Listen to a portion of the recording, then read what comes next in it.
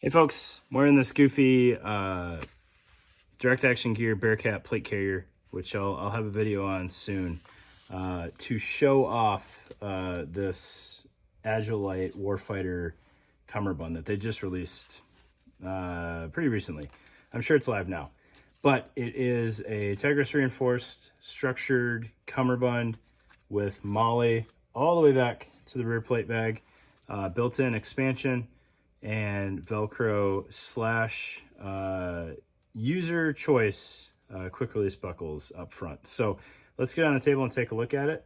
I think this thing goes further than just about any other change they made with the K0 towards making their plate carriers a legitimate option for actual duty use. So let's get on the table and take a look. All right, so I'll probably lose you guys on screen a couple of times as we go through this, but this Cummerbund I think is very well done, and it provides some interesting options. And I think they took a lot of inspiration from kind of what is out there and tried to tweak it to kind of have their own flavor, as well as potentially improve on what other companies have attempted to do in the past. So what I'm going to do is I'm going to get these plates out of here so we can take half of this off and have a better look at it. And the plates really only need to come out because this plate carrier is kind of goofy. So you can see as I take this out that this plate carrier is probably the worst example of something that it is compatible with, but just barely. And the reason I say that is it doesn't have a full Velcro field in the back. This was definitely made to interface with a very specific direct action gear Cummerbund. So this is not ideal, but that's not Agilite's fault. That's direct action gear's fault. All right, so looking at the Warfighter Cummerbund here, it is 6 full columns of available MOLLE with a 7th that's only two rows there. All right, so you could use it for mounting at the rearmost portion. I don't know if that would be preferred, but it's there if you need it. All right, all of these are fully functional. What I like here, so as much as possible, they went for kind of the functionality of a 2-band Cummerbund. I'm a huge fan of 2-band Cummerbunds, but I understand people are a little afraid to commit to that. So they give you 3 functional rows, but all of the structure is in the top 2. So I like that middle ground. This front piece here is structured all the way down, and that's to better support the QD buckles, so that when you, or the Velcro for that matter, so that when you mount this up front, you have a very wide footprint to maintain that stability, which I haven't seen, at least to my knowledge, I haven't seen kind of that staggered 3-band, 2-band layout before, and I think that's a neat feature that I think they did pretty well. They executed it well. You know, you've got all this, so if you're a shorter individual, you don't necessarily have to worry about a structured Cummerbund stabbing you in the sides. This one piece here should be pretty close to the plate bag, so it's going to be fairly well protected and not causing you any undue issues that the plate itself is not causing. And then they added some stretch hidden in this Velcro, much like Faro did with their 3AC.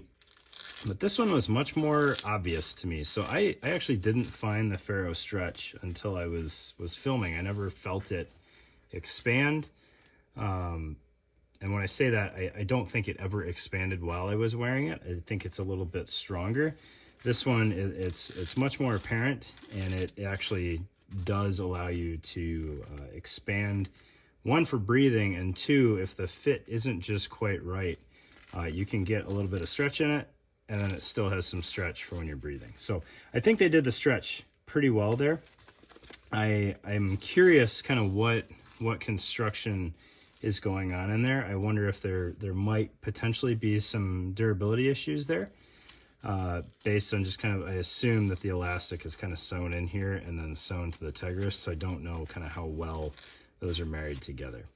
Right. It's also kind of interesting that they went with, they kind of expanded this back out to give you, again, more structure as you're interfacing with the plate bags. It does have functional pals webbing on the inside as well, to include the flap that we'll get to for removing the Velcro and swapping to quick release buckles. And it appears that they're sized. So I got a medium. It fits me pretty darn well. You can see I more or less used up all of the interface here. So I think it'll get snug with side plates. If I tried to do radios and side plates, I'm sure I would have to expand this more and preferably probably switch to the large. But I do believe with a medium I could get away with just side plates and be fine. And I'll try that out. Okay. So again, just like the K0 Cummerbund, they have this interesting feature where you can swap between being Velcro mounted and being a QD buckle of your choice. So you just lift this flap and then lift these two flaps here. And that will allow you to remove the Velcro and put on a buckle of your choice and then Velcro that back in place. So tubes, tactics buckles, rock buckles, whatever flavor is your preference, you should be able to get away with. And then if you want, one Velcro, one buckle, you can absolutely do that, which I think is a well done feature. I was a big fan of that on the K0 Cummerbund, and I'm a big fan of it on this Cummerbund. Right? So I do think it's well done. I don't know actually if this is, oh, this is Tigris. The black was throwing me off there, but that is Tigris, and it is quite thick. I don't know how well that shows up. I would assume that that's 12-layer Tigris there. And then this is reinforced along the bottom edge here too. So you can see there's some Tigris sewn into that seam. So it's very rigid. I'm a big fan of structured cummerbunds. There's very few reasons that I can think of why I wouldn't want a structured cummerbund. So to see more options on the market, I'm a fan of. I apologize, I do not know the price of this. Agilite did send me this cummerbund to check out, which if you have any concerns about me being unbiased about Agilite, check out my K19 video, and that should prove that I am not swayed by their wares. And I'm being up front with you. They also sent me a set of side plate bags. Now, I believe they had side plate bags available in the past, so I don't know if they've tweaked these or not. I've never had them before, but these are kind of interesting side plate pockets. So they are MSAP friendly. They are not the big green side plate friendly. So if you have those, I apologize. Nobody likes you, and nobody supports those. So these do fit MSAPs quite well. You can see the Velcro is completely used there, and it's as low as possible. And the MSAP is pretty exact in its sizing there. There's a little bit of padding on the inside of this, which I think is a nice touch. I don't think that'll make it unbearably hot or anything like that, especially with that tweave on top of it. And if you've got taller side plates,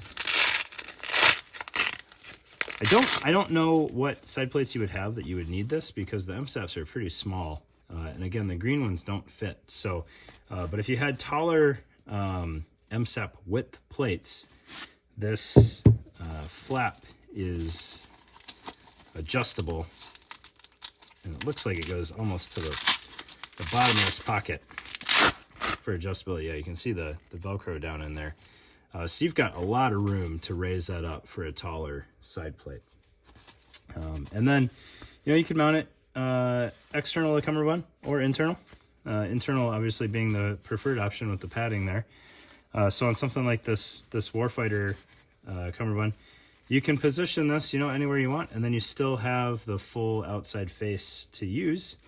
which is nice. Right. So again, I wasn't necessarily in the market for side plate pockets, but if I needed them, these are pretty nice, and I wouldn't be ashamed to use these. These work out pretty well. I like them.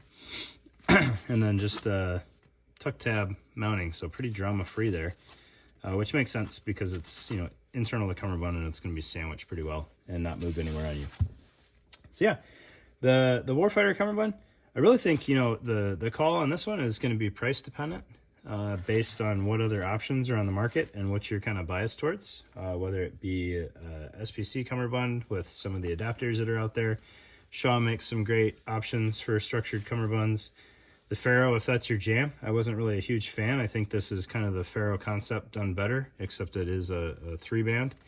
You know, this I don't necessarily care about. I don't need that, but I know people will think that stuff is going to be more secure if you can mount it all the way down. So I totally understand why they went with the 3-band. But the other piece that I forgot to mention is they did offset everything correctly. So the 2-band portion here is up high so that you can mount that down low on the back plate, and that will help kind of offset your plates to sit correctly.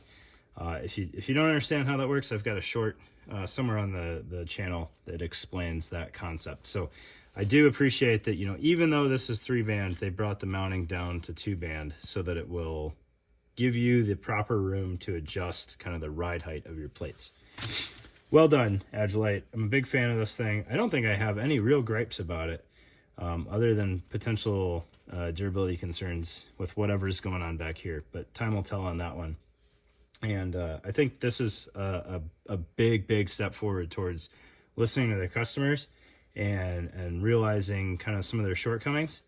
And I think that if we could convince Agilite to get rid of all of that 3D spacer mesh that's inside everything they make, they would be on the right track to having some good quality kit that is also well designed. So thanks guys, appreciate your time. Have a great night.